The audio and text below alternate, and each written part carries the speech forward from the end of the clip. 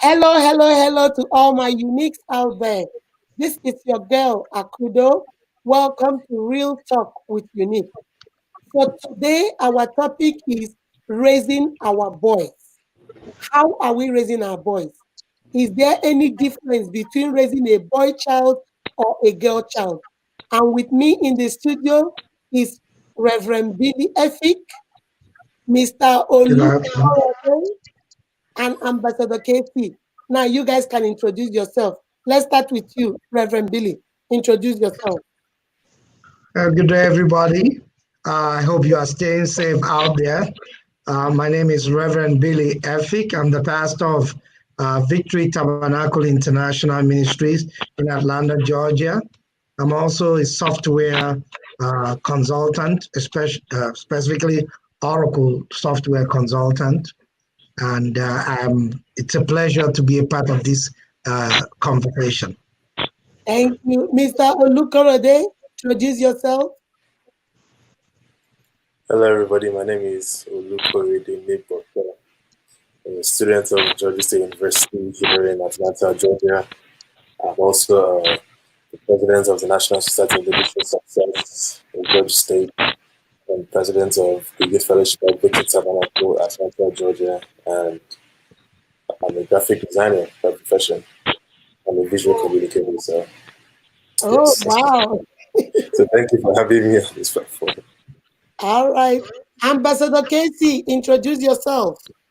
Hello, viewers. Of course, my name is Ambassador Casey. I'm a media director with Omega Studio here in Atlanta, Georgia, United States. Thank you for having me, and I'm ready. Let's go.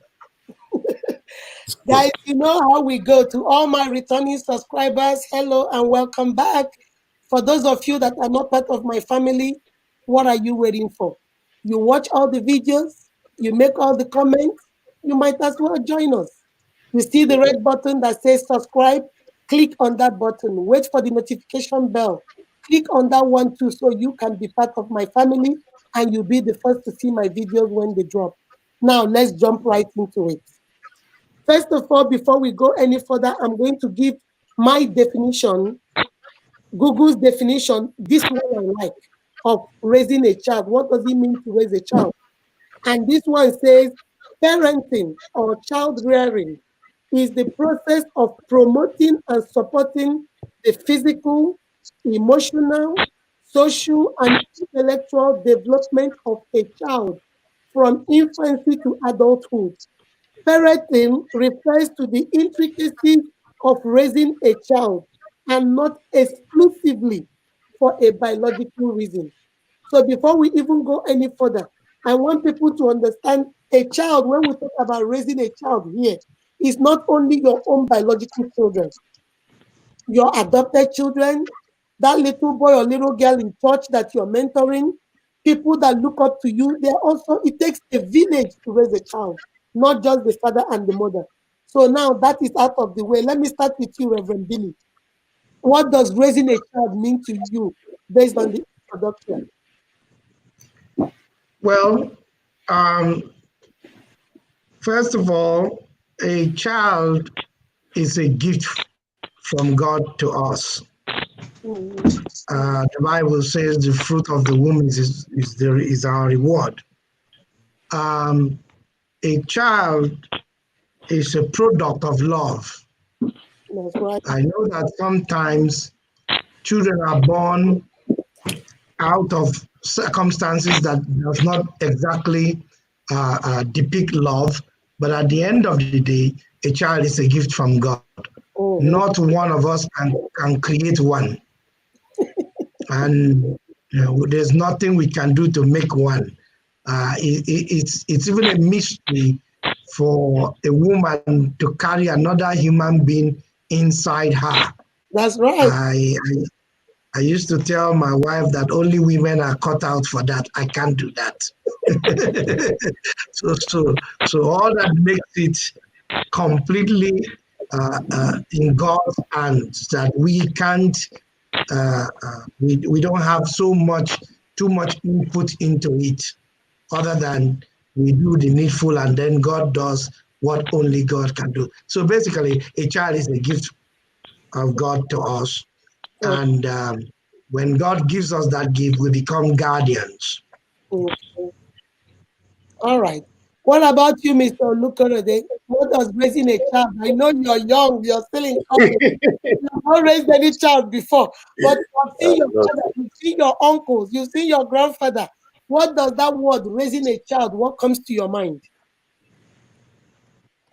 um, what comes to my mind when I think of raising a child is pretty much cultivating a child to be the best version of who that child can be. Mm-hmm. So when I think we listen to the Bible says things like train up a child in the way that he should go, That's not to right. train up a child in the way that you think he should go. So it's pretty much cultivating and imbibing, be it the values, be it the lessons, and just leading him on a path that will be more favorable to his best version of himself or herself, pretty much. So Okay. Amen. Ambassador Kingsley, what does that mean to you, raising a child?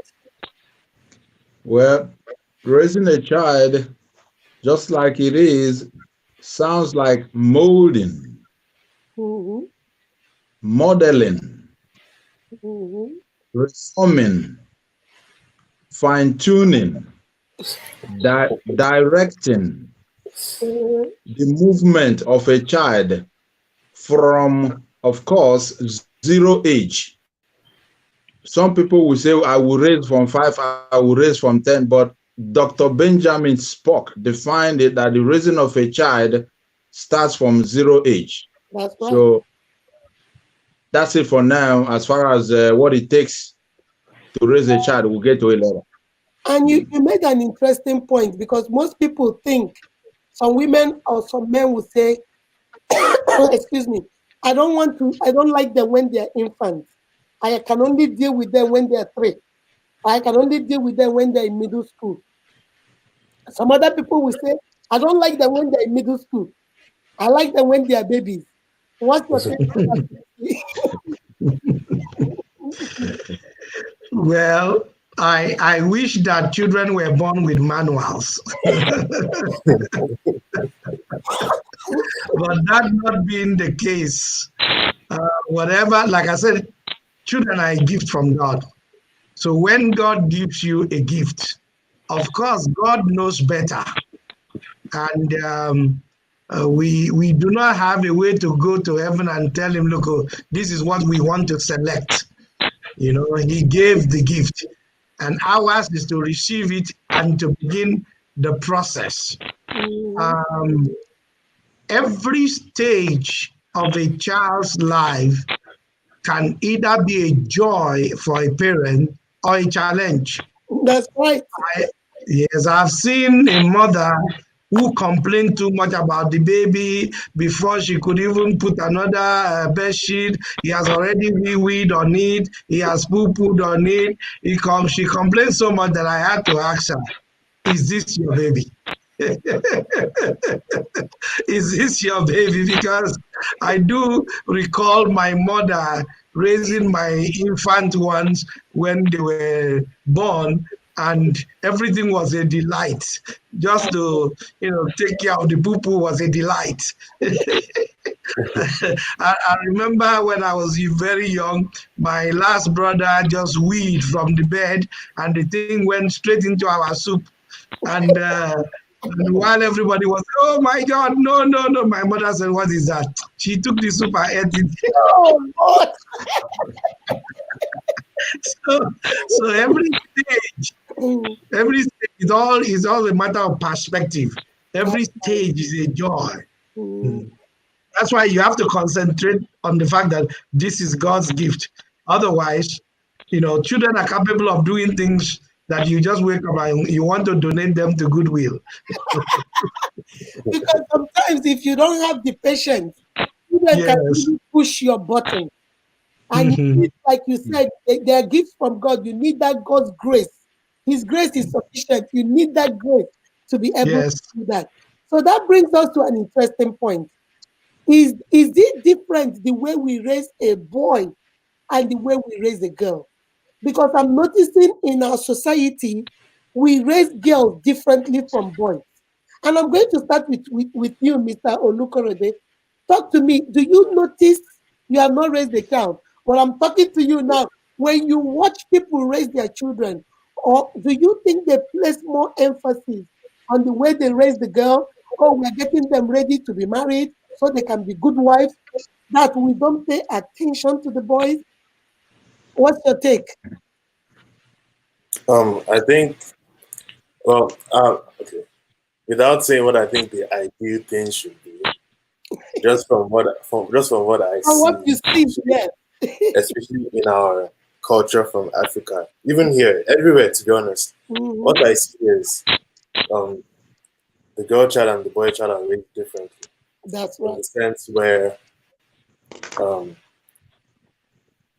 sometimes the boy child is raised to not be responsible for himself or his actions, and Mhm. the girl child is raised over responsible. So she's responsible for her actions and the actions of other people, That's including right. the boys. Mm.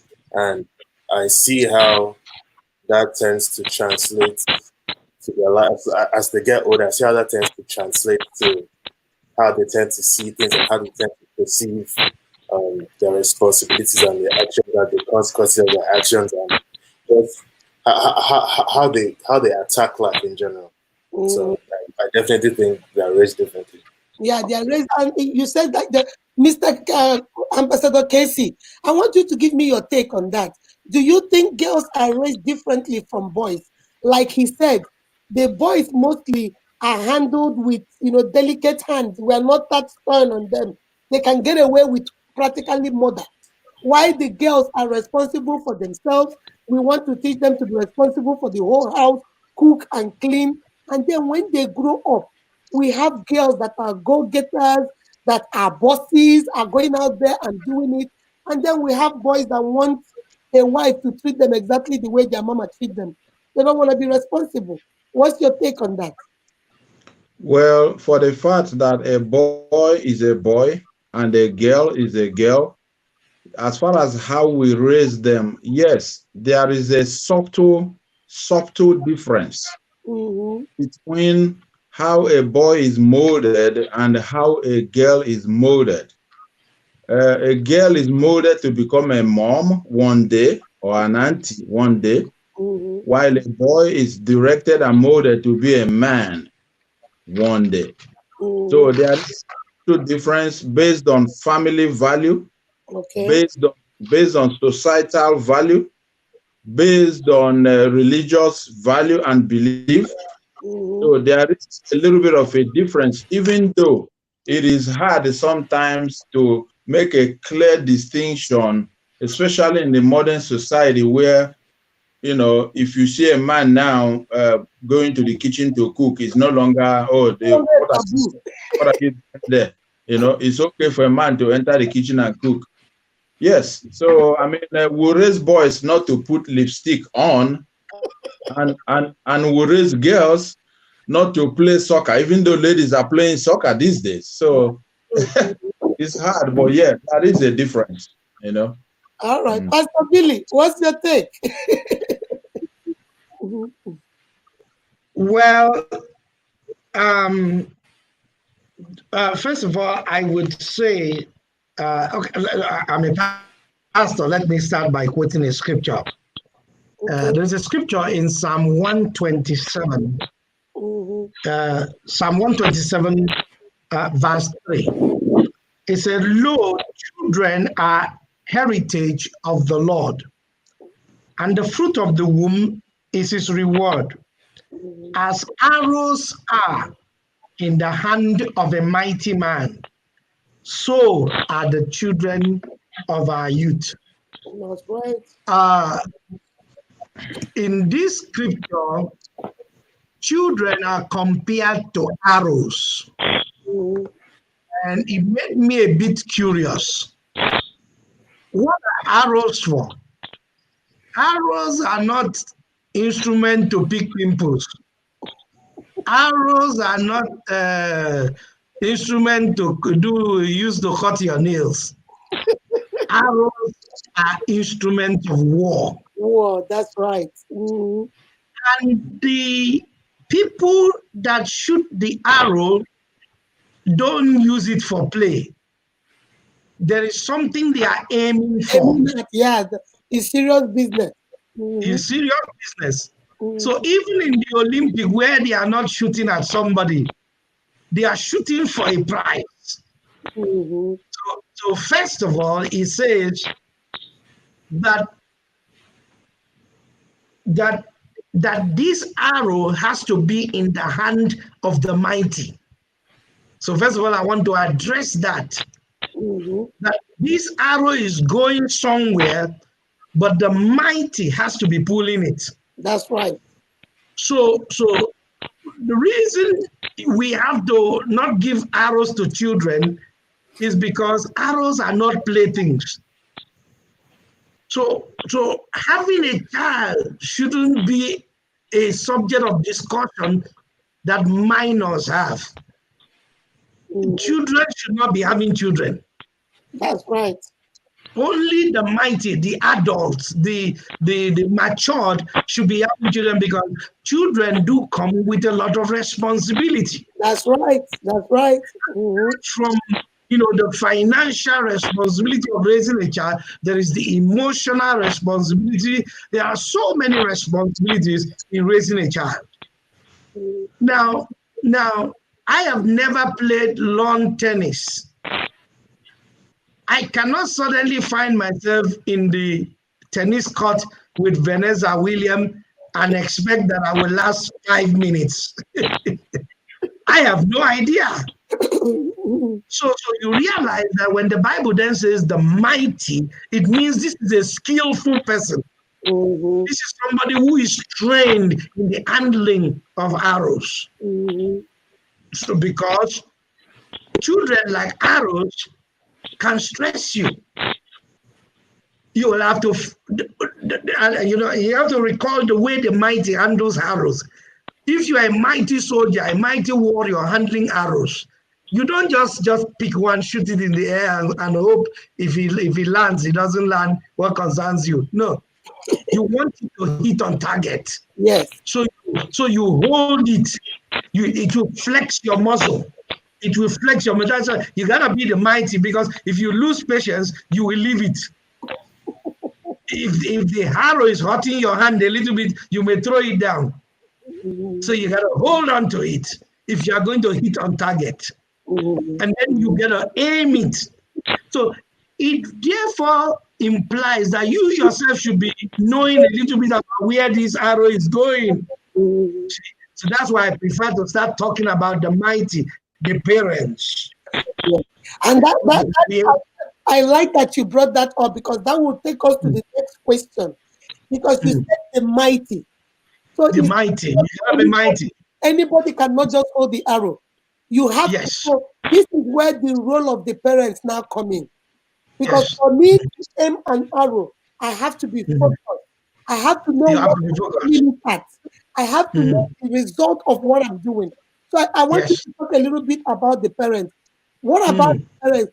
What role do they play in raising these children, whether boy or girl? What role do they play? Okay, before others will chip in, let me quickly just say something there based on what you just said. You see, parents have to have vision. That's right. Parents have to have direction. You didn't just bring these children just to allow them, just wander around. If they succeed, they don't succeed, you don't care. We do have a responsibility before God. Now, as I begin to talk, some parents out there may be, well, Pastor, it's not my fault. No. I'm not pointing, accusing They're figure. not telling anybody. Yes. I'm saying fundamentally, we've got to recognize that we have a job to do, that we have a role to play. We have a serious role to play. They can't just, I hear some parents say, John just didn't like it, so he didn't want college, so I didn't send him to college. No, it's not up to John. Because most people don't know what he's doing or what he wants. Yes, because he's a child. I have to be focused. While I'm holding that arrow, I'm aiming at something. I'm aiming at now, young people, if you are listening, that doesn't mean that we are God.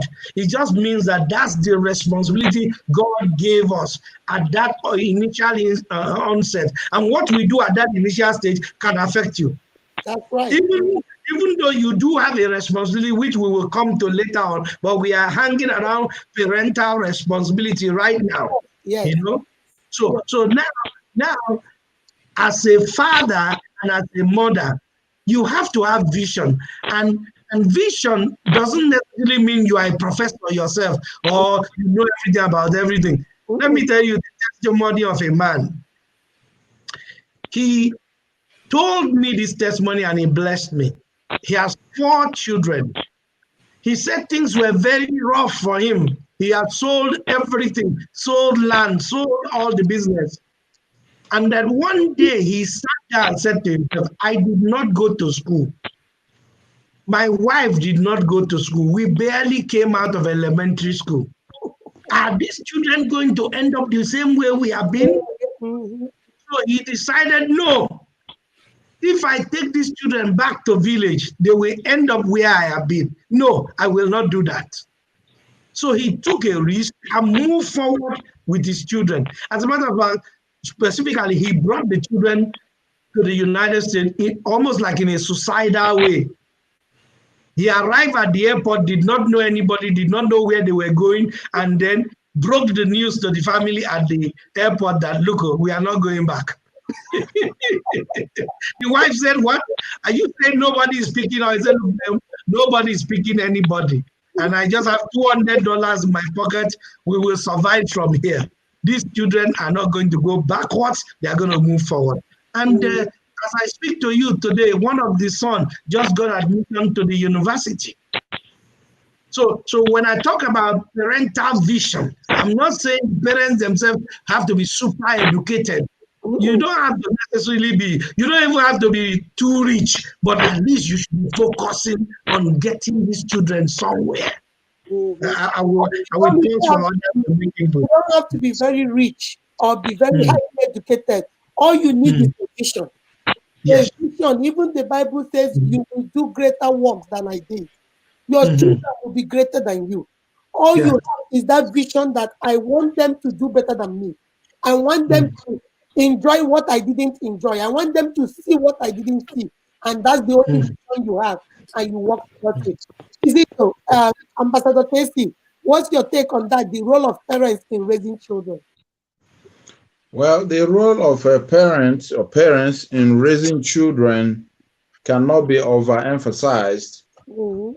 Beginning from 0 age, starting from the woman carrying the baby, nurturing the baby, talking to the baby from the womb, and the assistance of the dad as well.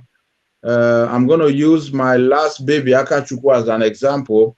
I have 2 other grown kids, Chinedu and Norma. And when my wife took in for Akachukwu, you know how it is. They're already almost like teenagers, but I had to tell them every minute. I said, Chinedu, you will one day become a man. Norma, you will one day become a woman. I said, Chinedu, you cannot aggravate a pregnant woman. He said, no. Whatever she says is yes, mommy. It's law. Norma, whatever mom says is yes, mommy.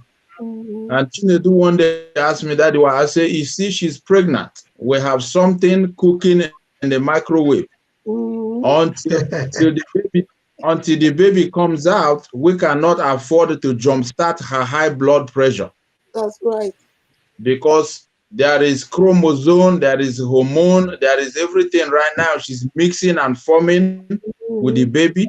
I'm not a medical doctor, but I know a little to understand that the high blood pressure of a pregnant woman is critical, that you don't want it to go too high because the baby will absorb it. So that's the more reason, like Billy said, if you are young and you're listening, this is also advice to you. You cannot be fighting and quarreling when your wife is pregnant. delay that quarrel for a minute or two, wait for the baby to come out, because at the end of the day, like I said, I'm not a medical doctor, but you could see a dad, you could look at him as a complete human being. You look at the lady, is a complete human being. You look at the baby, something went wrong somewhere. You research on it, yes, from the moment she took in, it's been boxing and fighting till the baby comes out. And baby will come out, they tell you this is that deficiency, that deficiency. War has started. Struggle have started. So raising a child starts from the womb, like I said. Now, when the baby is out, it's not like the job is done. It's not done, but I will pull you not to wait, because Dr. Benjamin spoke clearly stated, if a child is up to 3 years, they already formed a personality. If they are 5 years, they are practicing the personality they have formed. And if they are 10 years, they are seen as adults, even though they cannot make a decision of their own. If you're trying to train a 10-year child, it becomes a fight, not to talk of 15 or 20. All right. Another thing I wanted to add there before I go to Olukorode. Parents, all my youths out there listening, parents are very important in raising a child. I am hearing all this millennial thing. Oh, because I don't want my child to drink, it's good to let my child drink with me. Why can't we smoke weed together? Instead of him doing it outside, we can do it in the house. We are letting our children practically raise themselves because we are thinking for us to be cool parents. Parents these days want to be friends with their children. Don't misunderstand me. We need to be friends with our children, but you must be a parent first before you become a friend. The problem we're having is we're having parents who want to be friends and they don't want to be parents first. So I'm talking to you now, Olakoride. Talk to me. Do you think that parents of these days, or of even the later years, have they disappointed? Did they drop the ball somewhere while our children, why our children are looking at? We are not role models. We cannot be telling our children, go out there and go work, go and stay in school when we are at home doing nothing. We don't work. Maybe we are waiting for our wives to bring the money, or we drink all day, we are drunk half of the time, and our children are watching us. So, talk to me from your own perspective. What do you think? What role do you think parents play in raising a child? Um, I think that parents are very instrumental in raising children, especially in the earlier parts of their lives. If anything, they literally dictate everything about the child, from the school you go to everything that goes on in your life. At a particular point in your life, especially at the beginning of your life, it's the parents' sole decision that goes. Their word is law. Understand? Mm, And I think that I first of all I recognize, especially looking at my parents and looking at parents around me and parents I'm close to, I recognize that even though we may find, as younger people and as children, we find things that we like to pick on and we like to judge them on. It's very important, especially for young people, to realize that a lot of them are doing their best. And mhm. you need to realize that even though they are parents, they are human beings. They are not So they're perfect. not perfect. The same way we're not perfect, the same way they're not perfect.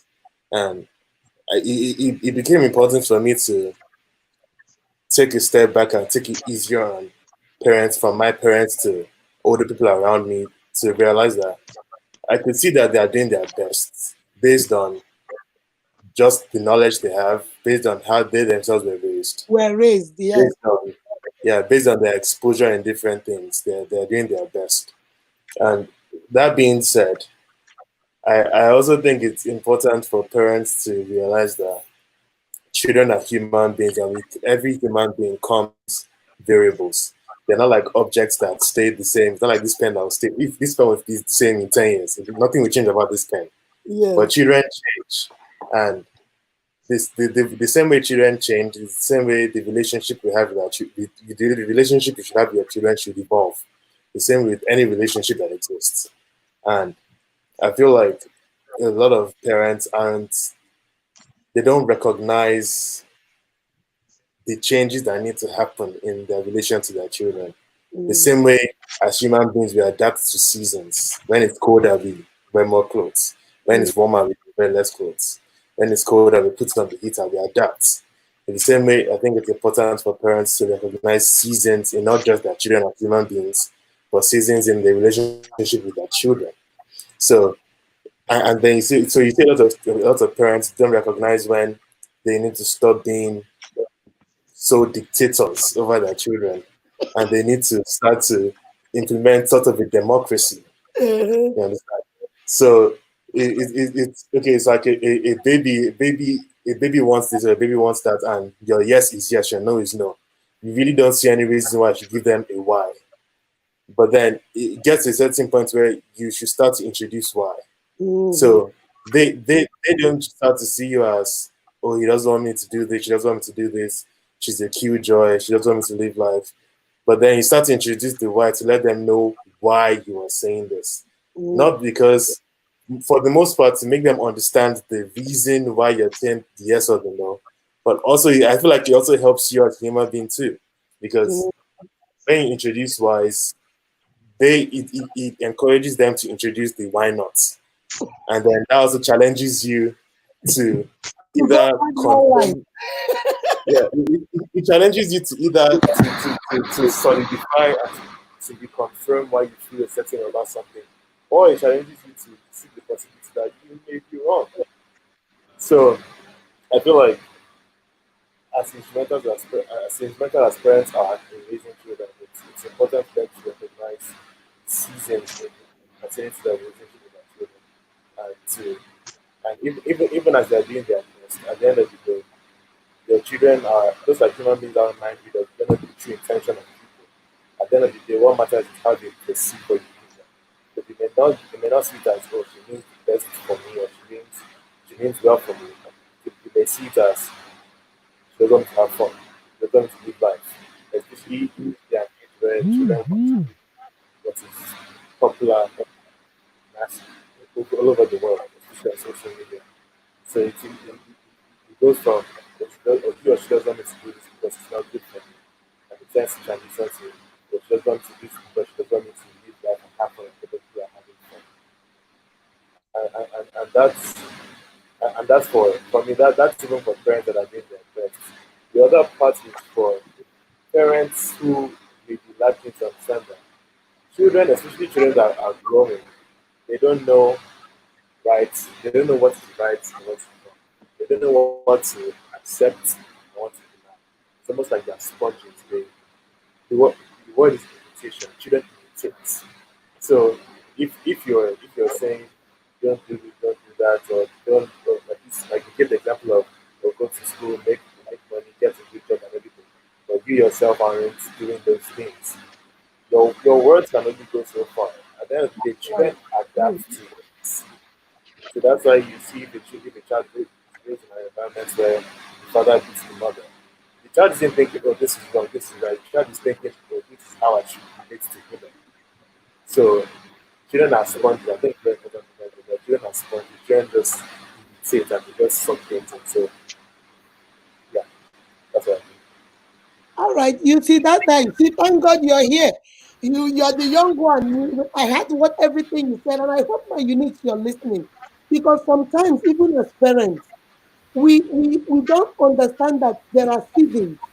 When they were younger, the generation that I grew up in, you cannot ask your parents why. Because if you ask them why, maybe something will happen to you. How dare you ask your mother why?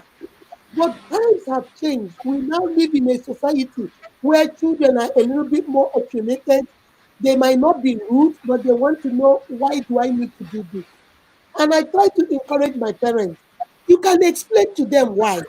That doesn't mean you owe them any explanation, but you can explain to them why.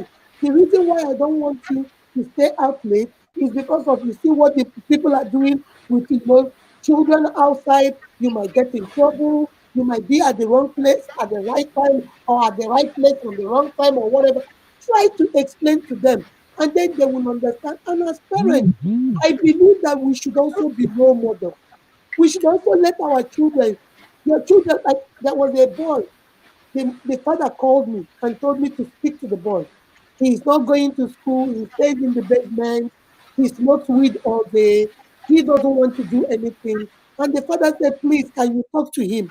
And when I went down to go talk to the boy, I said, okay, let's go out to eat. I took him out, we were eating, and I started talking to him. I said, so why are you doing this? You're the first child.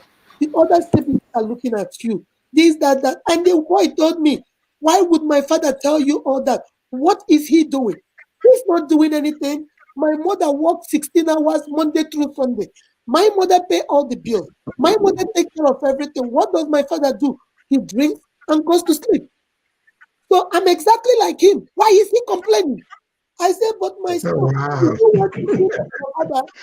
I said, do you want, you're telling me now that you don't like that about your father. So do you also want to be? And the boy looked at me and said, Auntie, the apple doesn't fall far from the tree. Apple does not fall. I told him, I said, no, my dear, but as parents, we should also know that these children are watching us. These children are watching us. They are seeing. You cannot tell your daughter, why are you dressed like this? Why are you, showing everything? When your daughter knows that you are sleeping with your best friend's husband, your daughter knows. The mistake we make is we think our children don't know. They see, they hear. They might not come to you and tell you, but they see and they hear. Because I know there was a little girl I was speaking to, and she told me, she said, Auntie, all this unique show you do, why don't you talk about aunties that sleep with their best friend's husband? I said, what? I said, no, not in our community. She said, yes, auntie, in our community. Forget about this auntie, uncle. They are sleeping with each other. I say, Jesus Christ of Nazareth. For this girl to say this, only for me to go start asking somebody, I say, why would this girl tell me to do this show? And the girl told me, oh, the mom cheated on the dad with the dad's best friend, and they went through a divorce. So parents, we play an important role. We can't just do the talk. We should also do the work. You talk the talk, you do the work. We can't just be saying, be responsible, be focused, do something with your life when we are not doing anything with our own life. Pastor P, you want to add something there? Yes, yes. Uh, I want to say two things. Korede highlighted a very important point that Very, very, yeah. parents should parents should learn to make the necessary adjustment at every stage of the child's life. Mhm. The African parents have a challenge in this area. Yes. We want to raise them the way we were raised. Back home. Now, back home, that won't work. While the way we were raised have its positives, it also has its negatives. That's right. I say it in my church all the time. I have never just walk up and hug my father. Why? Well, who gave you that right Thank you, to do Gerard. something like you know? I mean, if my father by mistake one day out of the blue just stretch his hand to shake your hand, you tremble just to even hold a hand. The idea of my father hugging me is completely foreign to us. Mm. But um, but that doesn't mean that we didn't long for that. Yes. And it didn't reduce our respect for him whether we were able to hug him or not. Yes. I don't want to walk past my children in the corridor and they are shaky and they're shivering. No, no, no, Mm. no. I want them to jump on my lap and call me daddy and let's talk. That's So now without watering down the need to stay on the vision, So every parent must adapt, adjust, at every stage. At every stage, you've got to understand that there'll be times for you to have a conversation. That's You right. know, and in the last few Sundays in our church, I've been preaching on, our Lord's Prayer. God is your Father. You know, and I was saying that every time my children say, "Daddy, can we talk or can we? I need to have a chat with you." I look forward to it because the decisions I'm taking is affecting their life. I That's might as right. well get that feedback is important. It's very You important. Yes, it's know? very important. So that being said, now the second thing you said about parents being an example to the children, that we cannot overemphasize that. That's right. Because children see first by learn first by seeing. I see him. That's right. By seeing, they see what you do, they see how you do it. Now, although with a little warning to the children, I know we are still going to come and talk about children, but with a little warning, uh, your father and your mother may not be the best example of human beings. That's right. They are human. They will have their own flaws. Mhm.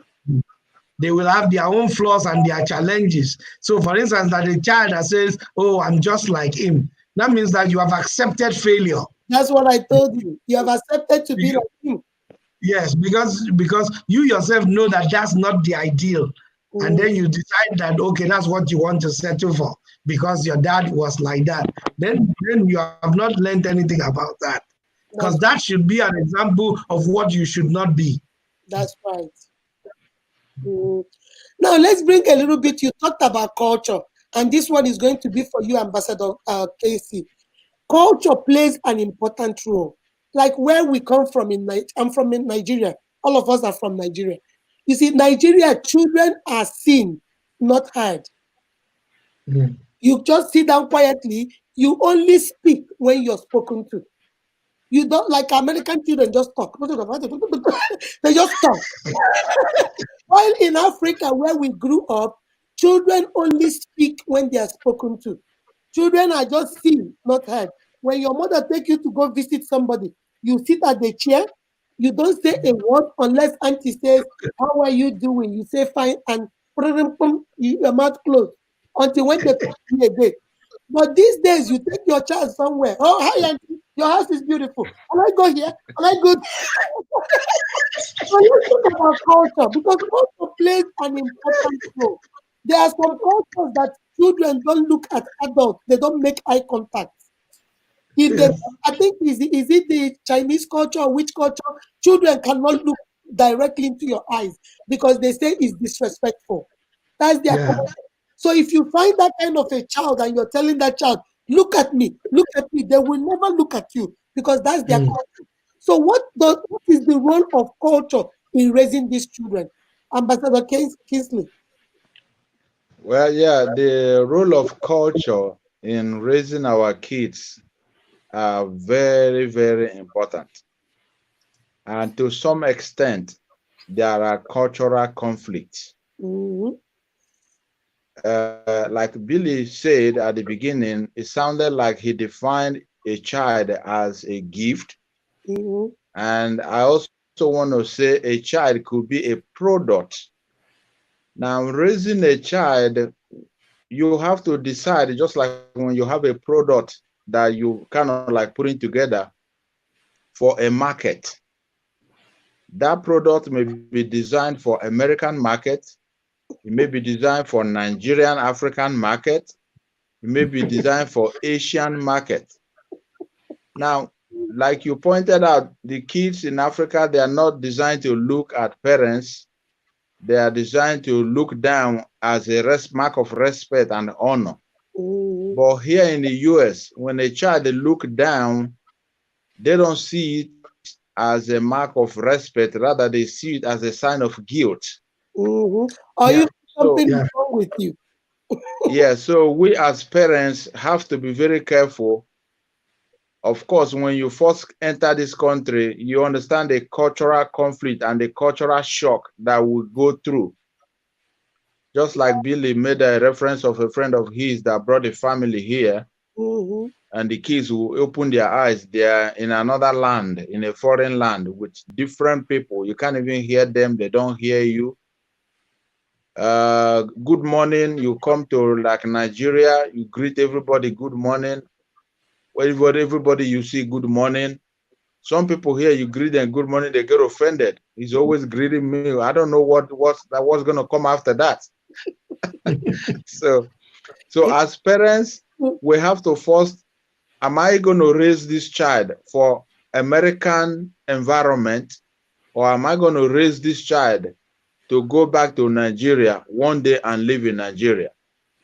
So that becomes part of your project at hand, part of your assignment at hand. What I have come to understand is that we Nigerians in the diaspora kind of like try to raise a child on the left and raise a child on the right. Sometimes at the end of the day, the child is confused. Where do I belong? Now, I know that we're live on the air, but let me just give this instance. My son just did a high school graduation. We could not do the full party because of COVID-19. But in order for us to create a history for him, me and my wife, we agreed we're just going to do a little party in the back of the house where people would do social distancing. Some people that came to that party ended up giving Chinedu one thing or the other like gift. And 5 to 7 days after the party, I told Chinedu, I need to know all the people that gave you money or gift, because I am owing those people. Chinedu was like, huh? I said, yes, that is how our culture is. It's not like you put it, I'm not saying you give me, no, it's your money. It's your money, but I just need to know the people that gave you one thing or the other, so that I know that I'm owing them. If they are doing an event, I need to go there, I need to respond in the same manner like what they brought to me. So he was like, for it, I say, yes, you are learning every day. That is how the society, the Atlanta community, that's how we operate. I say, you see me every now and then, I dress up, I'm going for waykeeping, I'm going for this, I'm going for that. You know, like Billy is a pastor. You see, in American church,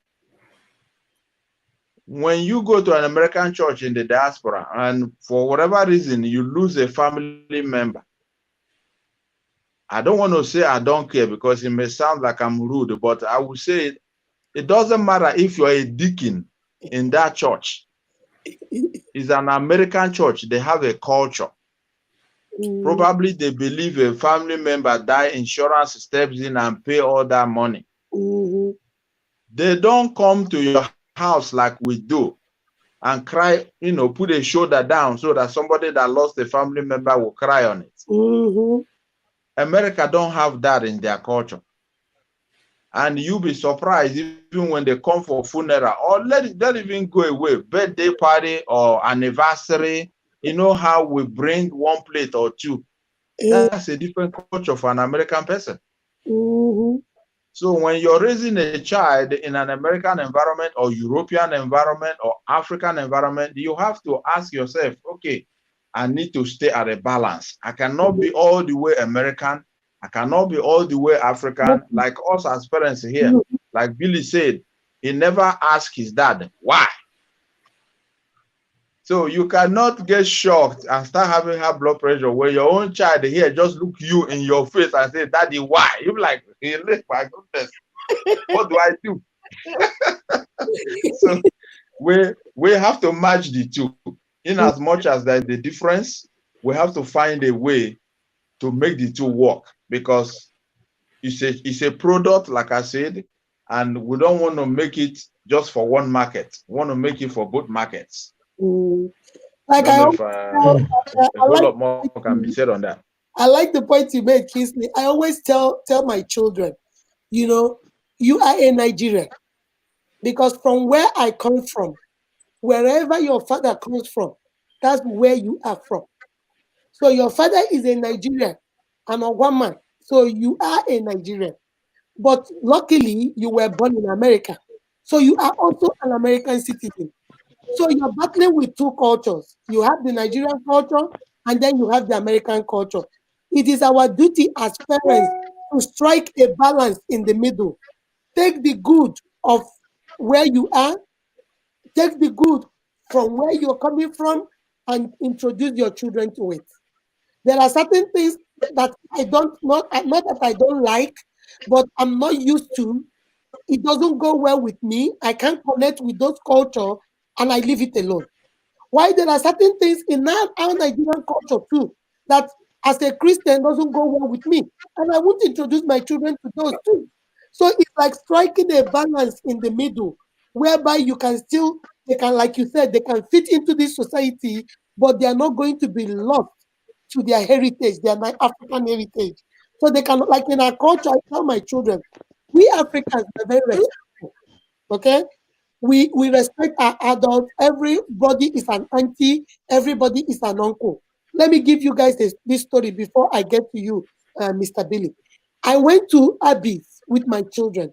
I like their, is it Frosty Jomoko?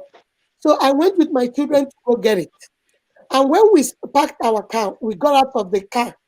There was this cab driver with a woman. A woman was in the back seat with an infant, maybe 3 months old baby.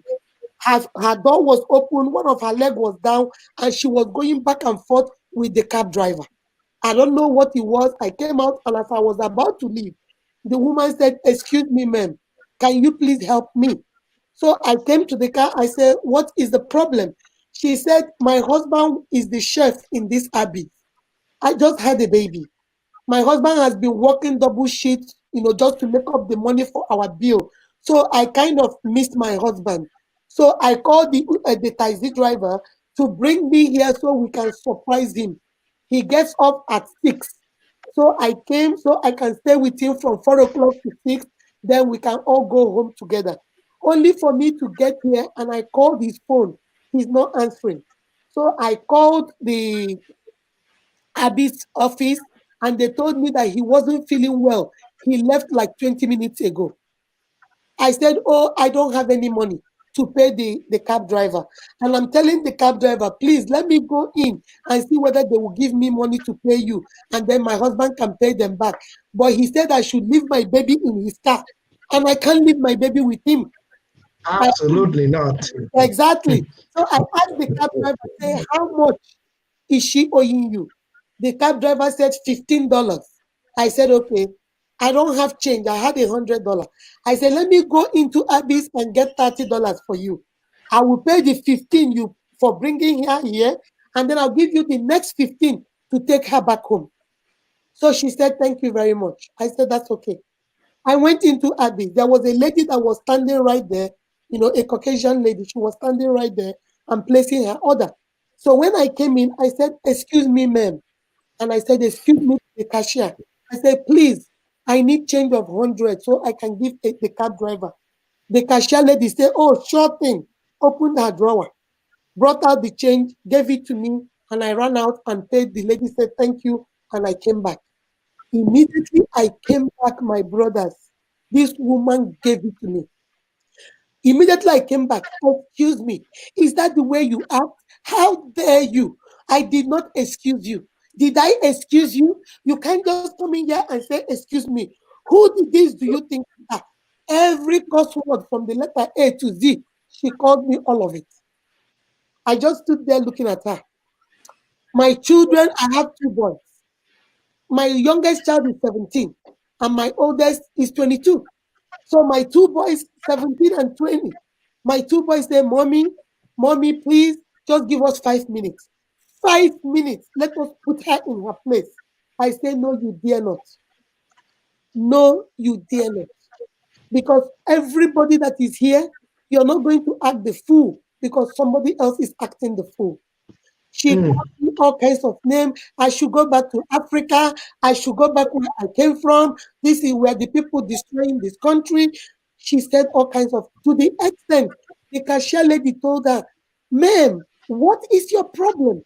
Then the manager came out and said, "Ma'am, we don't need your services, get out of the store, or I'm going to call the cops. I was here watching her. That lady said, excuse me to you, and said that to the cashier, no, leave. And she got so mad. The drink she had, she poured it all over the counter and walked out of the store. And when she left, I didn't even know everybody in the store was watching. I didn't know. So once she left, people in the store started clapping. They started clapping and clapping and clapping. And the manager said, don't just get the moco. Get anything you want, we will pay for, you take it for free. I have never seen the kind of restraint. You held yourself, and she said all that, and you didn't respond back. I said, why would I respond back? Because I'm trying to teach my children that when you're confronted with things like this, you don't lose your mind. When you're confronted with things like this, you don't let people get the most of you, because that is giving them too much power. It's a cultural thing for me, because that woman was at least 62 or 63 years old. She's older than me. How would I look yelling at her, screaming at her? That's not the way I was raised. So culture plays an important role when it comes to raising our children. We give them the cultural background of why we say no to things. Like Olukorede said, tell them why we don't want this. Is our culture, is the way we were raised, is what we're exposed to. And then you take American culture too. Encourage them, go to school, do what other children are doing. Be the best at what you're doing. That is also the same thing. What's your take on that, Pastor Billy? Well, culture and our background does play a lot of role in raising children. But we have to be careful that we live in a changing world. And what used to work 10 years ago may not be relevant today. That's right. And I can't begin to insist that it has to be done the way it was done 20 years ago, because the world has changed. And we want to raise children who will be relevant not just today, but tomorrow also. Now, if I may take the liberty to just kind of move us so that we don't lose sight of the other part of the equation. We've talked about parents a lot. We need to put a spotlight on the children themselves, because the conversation is about raising boys and raising girls. Yes, Are that's we why I in asked any you about way? culture. What role does culture Yes. play in raising those boys? That's why I said Uh, cultural effect. so, yeah, yeah. Of course, culture plays a lot of roles. Culture plays a lot of role. Um, um, Now, uh, this is a very important statement I want to make. Uh, we live in a world that the inequality between male and female is a reality. That's right. Mm. It's a reality.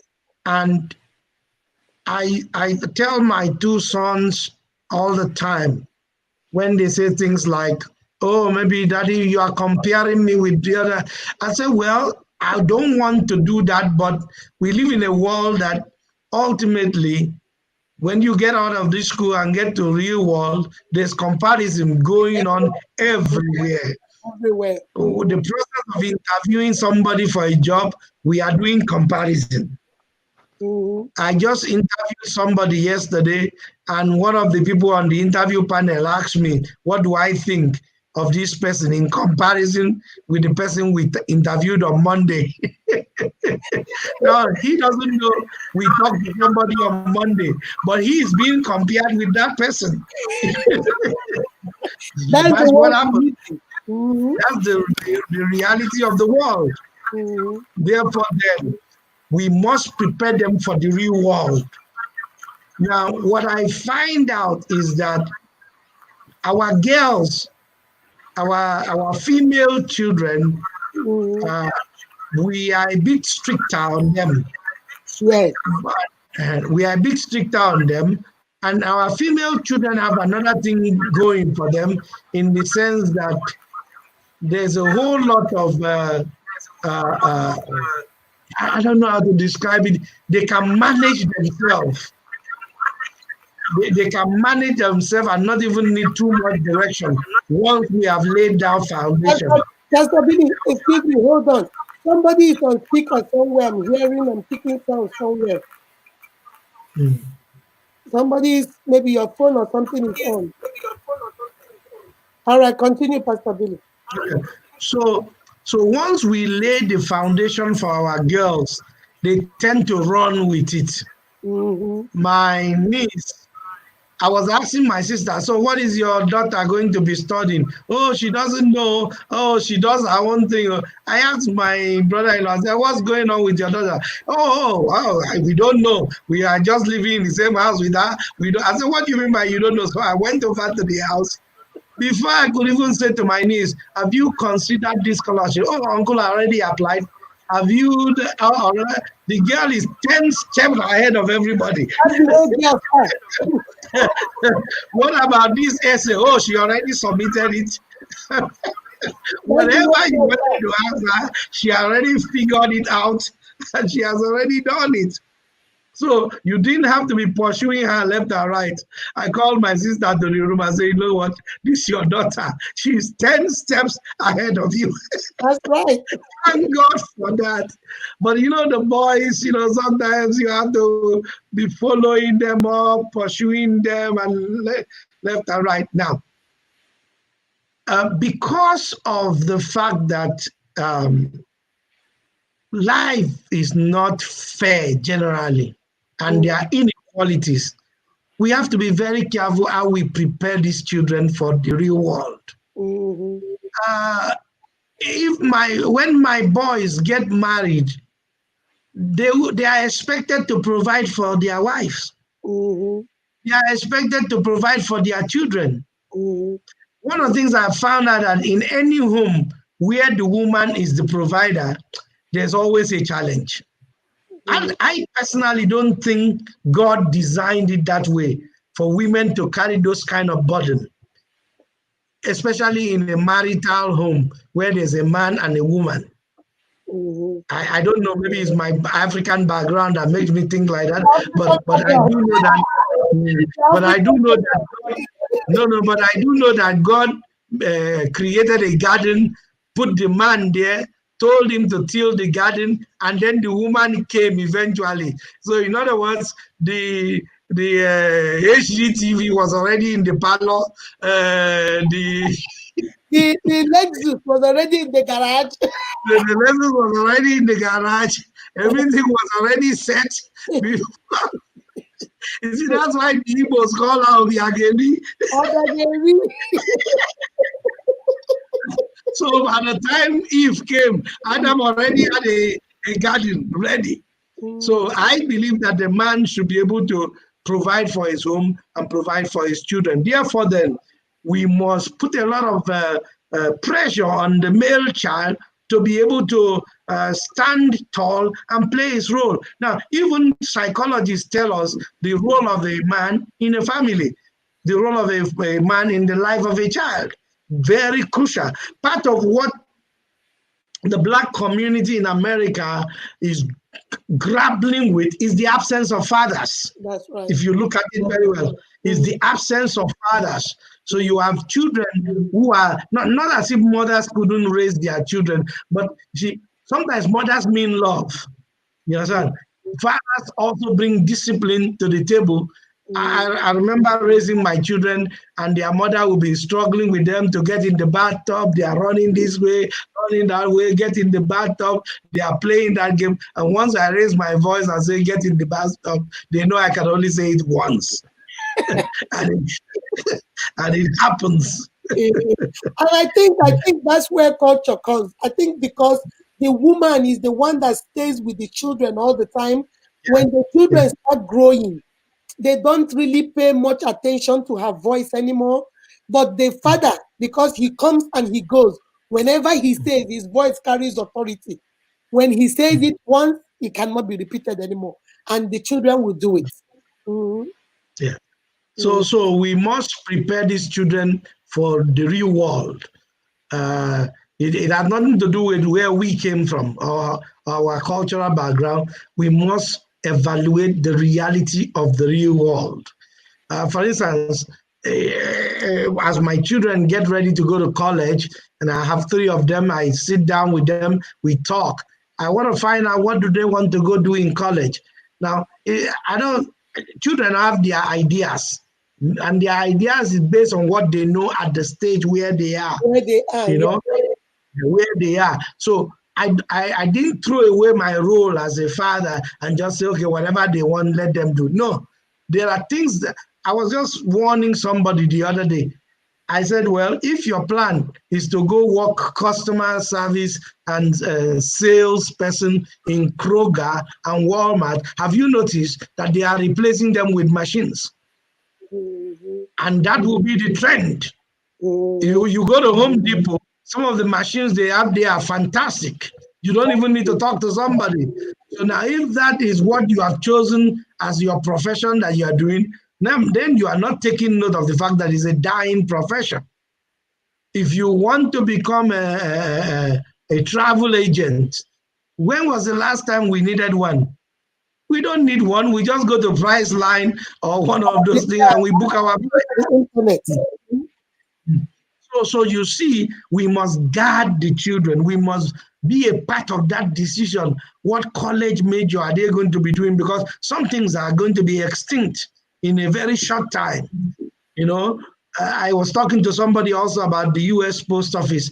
I said, if not for the fact that it's a government established, Congress established establishment, the U.S. Post Office will not exist because who writes a letter these days and puts it in the envelope and mails it? We are now even paying our bills online. Everything else is online. That's Who wants the snail of the US Post Office when FedEx can take it there quick for you? that's So if you are saying, oh, I like to be a mail delivery man, then you are backing on the wrong tree. It's a dying profession. So therefore, parents still have a role in guiding and ensuring that these children don't end up being just, anything can just go, you from know. what you said now, Mr. Billy, we have identified one thing. The thing from what you said, the presence of the fathers in Yes. raising our boys. Everything you said can be summed up in one point that fathers are supposed to be present, not just exist. They are supposed to be present. You talk with your Yes. children, find out what they want to do, find out why they want to do what they want to do, provide them the resources they need to do what they need to do. Be present. Don't just be a sperm donor. Don't just be, oh, I have a child. Be present. Be there. Be there. There are certain things a woman would do. There are certain things a mother would do. But there comes a time when a father needs to be present, available, and present. Mm. That's the first point. Yes. Let me hear from Very you important. already. Well, how do you think our boys are being raised? What thing do you think we need to do to steer them differently? Because you see, like Pastor Billy said, most of our boys are not doing what our girls are doing. When you get a 14-year-old girl and get a 14-year-old boy, what this girl can do, this boy will not do. A 20-year-old boy, what a 20-year, if a 20-year-old child is the first child in a family, he might not know how to do anything. He's still playing video game. Why a 20-year-old daughter will run that house when the mother is not there, perfectly like the mother is there. So tell me, what's your own point? What's your own take? Um, the thing is, I believe that, especially with our African culture, the boys or the men have had it too easy for too long, and um, they're so in areas where they lack, in areas where they're incompetent, them just being men tends to make up for it. Meanwhile, girls feel the pressure to work extra harder to be extra in order to even attempt to match up. Mm-hmm. You see it in in our culture, you see it in everywhere, be it in political positions or anything. You see Even in incompetent workplace, men. even in workplaces. Mhm. Yeah, you see a lot of incompetence that could be overlooked when it comes to men. And that's why at the beginning I said that I believe that, especially in the past, men or boys have been raised to not be responsible, and girls have been raised to be overly responsible. Very And responsible.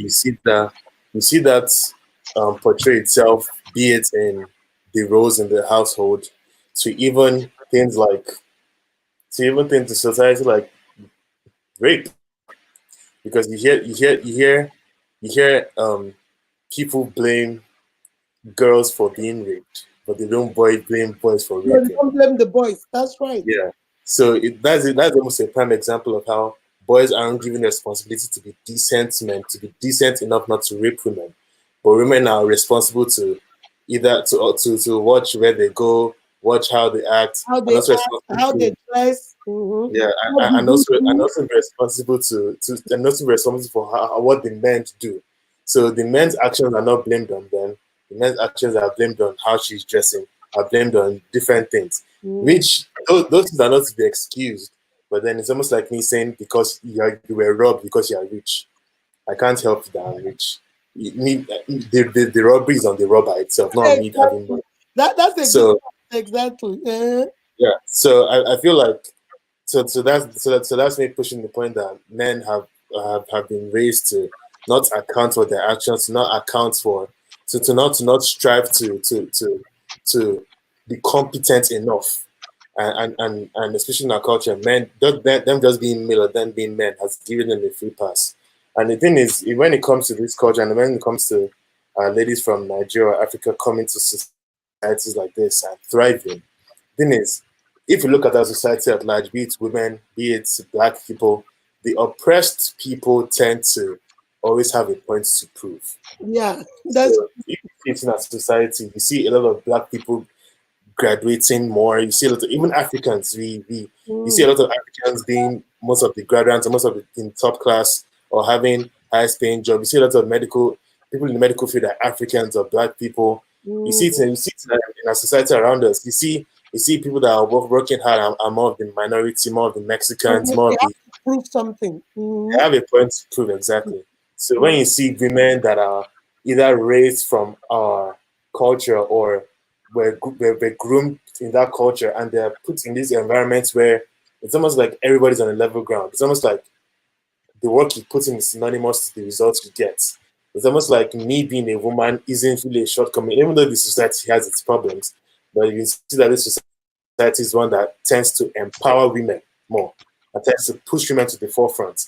You know, and mm, our culture in Africa does the opposite. mm, So in our society, you see the oppressed tends to have a point to prove. to prove. Yeah. And in speaking in culture, the reason why I think wise in culture is very important is because I feel like it stops us from just following cultural practices blindly and then exactly what we're following cultural practices. But I Mm, was listening to everybody when they were talking to when they were talking about uh, picking the good parts of the African culture, taking the good parts of the American culture, the Western culture. At mm, the end of the day, it's important to note that culture was made by men like us. that's right. Culture was put in place by men, and Mm, and men are driven by different things, be it for good, or be it for their selfish desires, or be it by their biased mindset at the time. mm, So the reason why I think whys are important is because it helps us to search the reason why cultural practices are in place. The problem is I think that a lot of us, especially parents, is that we are set in our cultural ways where we don't even want to hear anything. You see, especially in our children that grow up here, you see that parents tell them something and the children are like, but that doesn't make sense. Why will? And you see parents say things like, don't ask me that. Just didn't. But it's like, but, but why? So it's almost like, oh, look it, at it. You will get in trouble. no, On this panel. but Continue, my it, brother.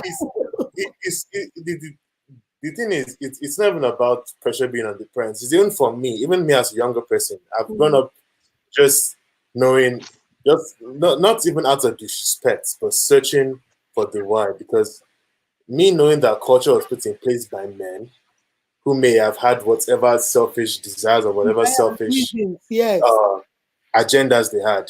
It means that it's not perfect. It's not like Christians that tend to follow God's word because we know that God is true and God is the ultimate truth. We're human beings, understand? And I feel like people fail to understand that culture is meant to evolve. Mm, So even in us searching for the why we do different things, it helps us to understand it helps us as people and helps the children to understand the reason why those things are in place. Whether it is why they should do it or why they shouldn't do it or why they should make these adjustments. mm, So it guides them in knowing why they should still respect elders and knowing why they should still say good morning and why they should say good afternoon or why they should say sir and ma'am. mm, But it also makes them I make those adjustments when they're in the work environments like here in America and they have to call their boss by their first name. mm, So when they are faced with dilemmas like that, it helps them understand why you calling your boss by your first name makes it that he isn't supreme or above you, puts you on a more level ground. But mm. you taking the positive out of your African background and then that you're still supposed to respect him because he's an Respect him, elder. irrespective of Yes. calling him by his name. Mm, Yes, exactly. So that's why I feel like the whys are important. And I feel like that would make things just easier in a sense because you see a lot of young people tend to have to unlearn and learn by themselves as they are growing. And mm, those things are subject to what they are fed. So they mm. may be fed on social things on social media, things on the Social TV, media. or bad Mm, influence, all those things. And especially if they've been growing up with the mindset of my mother is or my father is against me or my father is whatever, they tend to accept those things more because mm, those things are the opposites of what they've been growing up with. And mm, they tend not to test those things with common sense. So they end up falling into trouble. So that's why I see a lot of our boys, maybe when they grow up in households where they aren't properly guided on why mhm, they need to do certain things, and they go out and maybe they go to college and they are out of the influence of their parents or they are out of the jurisdiction of their parents, and they're faced with this other new world that is telling them you can do whatever you want to do, and that new world is giving them bad vices and is giving them bad habits, and they tend to just swallow it because to them that is what they've been deprived of, and they mm. haven't been given adequate reasons why they shouldn't venture into those things. So All right. that's a So from what you're saying, Reverend Billy talked about the father being present. From what you're saying from the home when we are raising our boys, we should communicate, we should teach them, know why whatever we're teaching them, cultural, economic, whatever, we have to be aware and tell them why. Communication, from what I'm getting from you, communication is the key. And as for mothers, we should know how we raise our children. Because most of the time, especially in our culture, other cultures do it too, but especially in our culture, when a child is an only son is like God's gift to man. He doesn't do mm, no wrong. He even when the parents, like you said, whatever the sisters do, they can never get away with it. But that boy can do anything in the house. Oh, the mm, mother will say, he's my only son, leave him alone. And then we have men, grown men, because he's not going to be an only son child forever. He's going to grow up to be a man. He's going to be somebody's father. He's going to be somebody's husband. Now he gets up there and he doesn't know what the word no means. He's not responsible for anything. He cannot be held accountable for nothing because all his life, nobody has ever done that with him. So mm, that's a very good point right there. For even as mothers, fathers need to be present. Mothers also, we should mind how we nurture and train our children. Make sure that we don't handle them like they are eggshells. They're about to break. Because we are not just raising them for our house. We are raising them for the society out there. For the family he's going to be in charge of. For the children, he's going to be their father. And for that woman, he's going to be her husband. Kinsley, what's your take on that? About raising our boys? What's your perspective on that? Well, raising our boys, particularly at every stage in a child's life, the way that we respond to their behavior the way that will evaluate the step or the stage where they are depends on what area, what age that they are in. Mm-hmm. So I'm looking at teenagers this time. I'm looking at a boy as a teenager, Mm-hmm. and that is somebody from 16-year-old. Hello. I'm telling the parents that are listening Hello. to put that boy to test. How do you do that? You want to know if you have raised a man that will take care of a family one day. A man that will go out there and buy a gallon of milk, go do shopping, bring it home and fill the fridge without grudges. How do you do that? Find a way to put some money in that boy's hand and say it, this is yours. Probably $300. This is yours. Then a week or two after that, call that boy Stephen or Michael or Obinna. The whole family is going for dinner. And guess what, son? You are paying for the dinner this night. And watch his demeanor. Watch when he's gonna Dad, what did you say? Yes, we're gonna go to the restaurant. Everybody's gonna pick what they want to eat, and you are paying for the family dinner this night. You will know if that boy is being raised right if he doesn't tell you, Dad, I'm having headache. I don't think I will make it to the restaurant. He will try to make excuses. Or he will come with you people to the restaurant, and when they serve the menu back in the days, not these days with COVID, we're talking about real world, maybe everybody's meal will come to $15 each or $20 each, and he will look at it and say, why did you pick this one that costs $18? There is this one that costs $6. Why are you asking for soda when you could have taken a free cup of water? So this is a common thing you will know to test that boy you have raised, to know whether you have raised somebody that is willing to sacrifice for the family. Mm-hmm. What other tests can you do? Turn off the light. Turn off the light.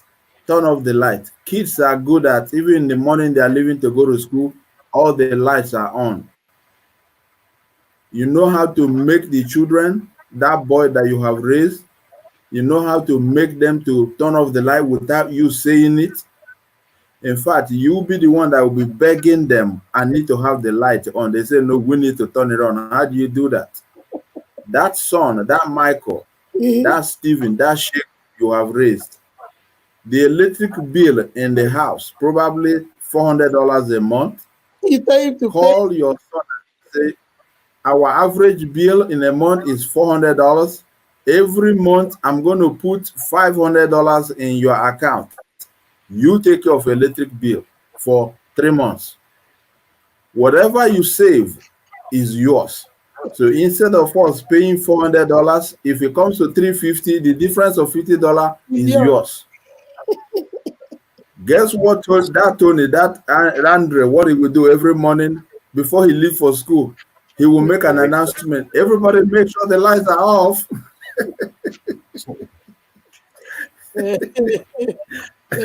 But the key word you're saying is you have that boy you have raised. If you have not raised him, you cannot come in 16 years and start doing that. So you must have put in something There you go. to catch him. Because if you didn't raise him, if you didn't teach him from when he was a child how to be responsible, how to do, if you come at 16, he will look at you like, huh? What? So the key word you're using is that child you have raised. Continue. Mm-hmm. Yep.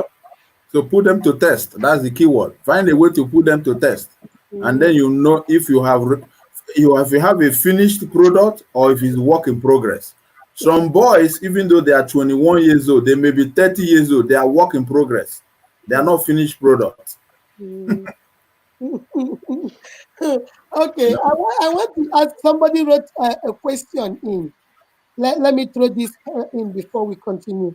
Okay, he said, I am a 23-year-old boy, a 23-year-old man. So what do you guys say to this? You live in a house whereby your father encourages you to do the needful. You have graduated from college. You are working. You are contributing to the bills.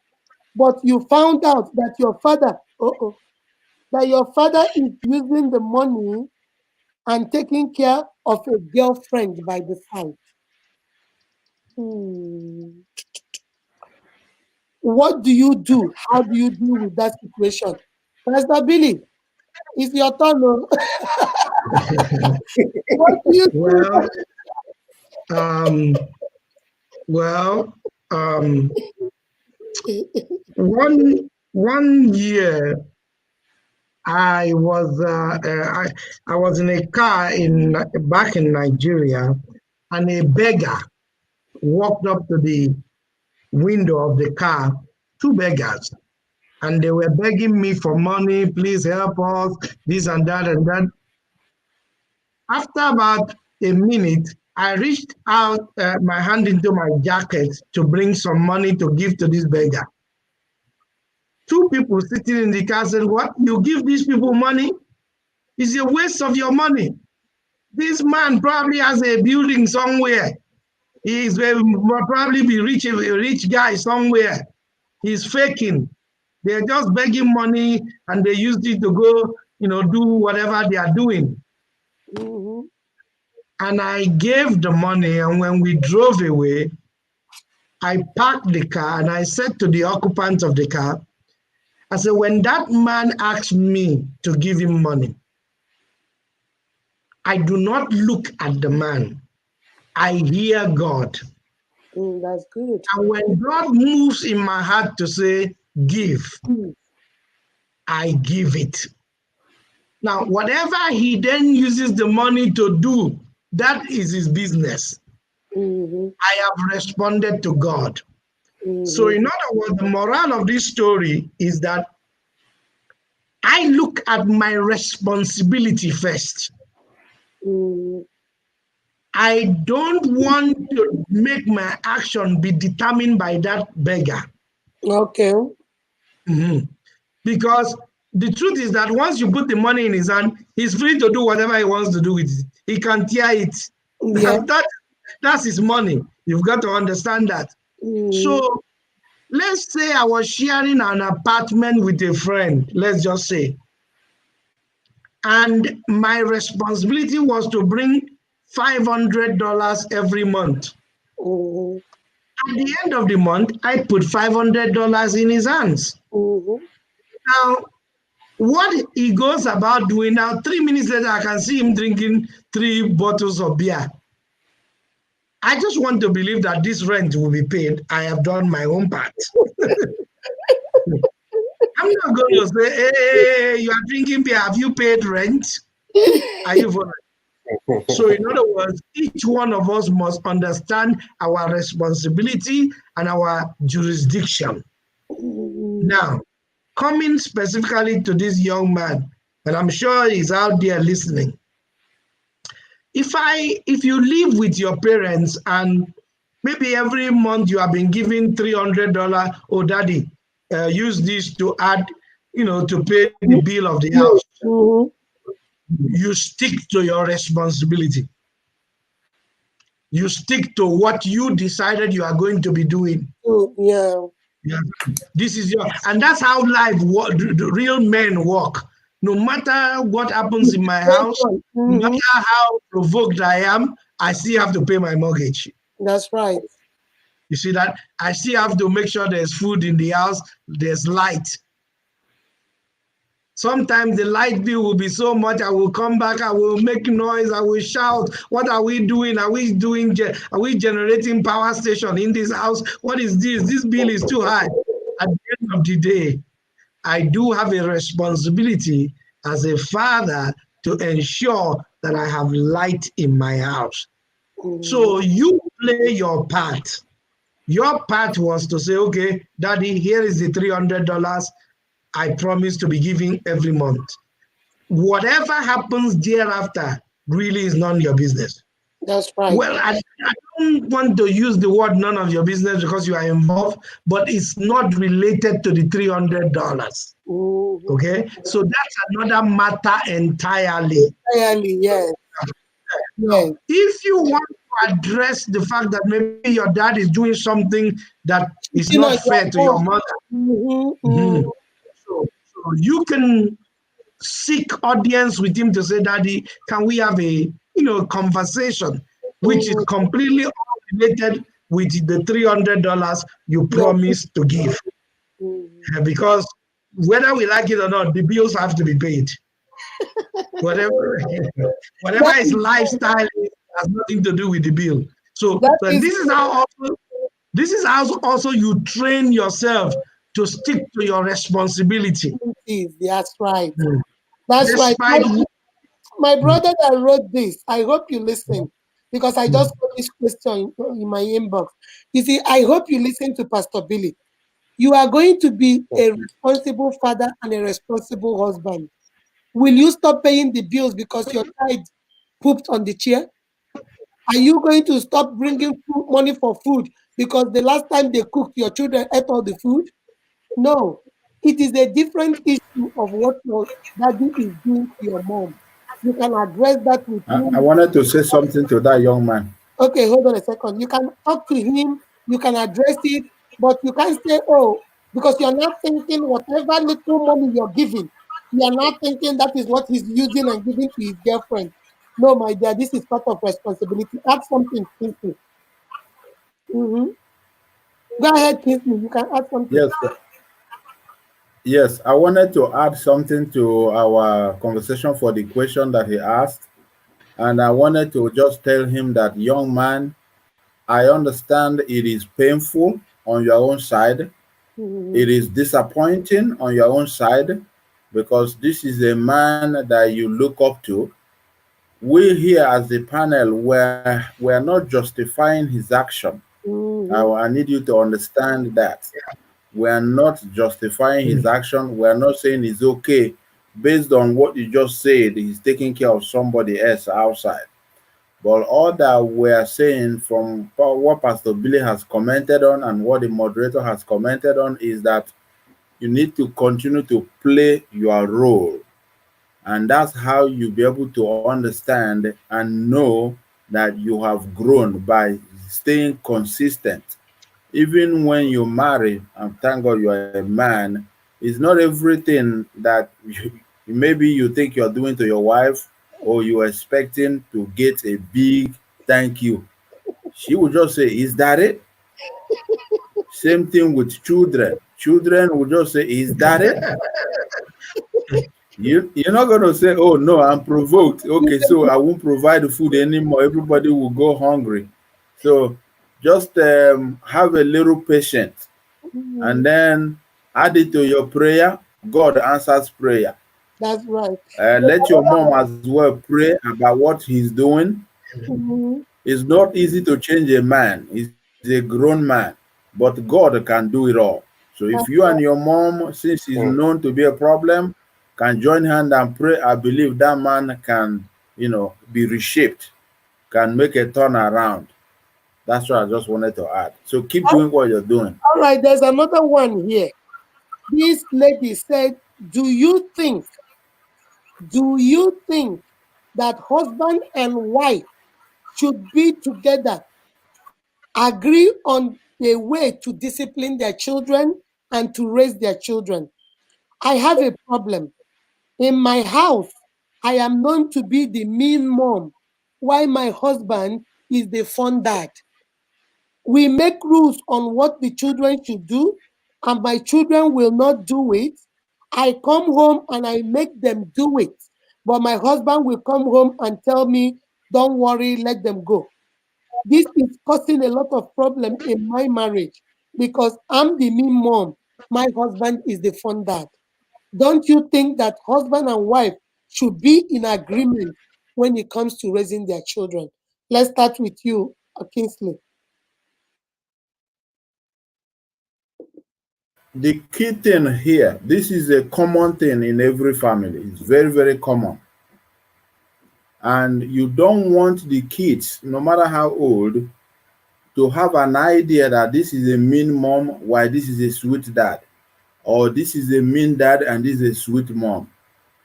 Discipline is something that needs to be agreed on from when you were even dating That's right. before you get married.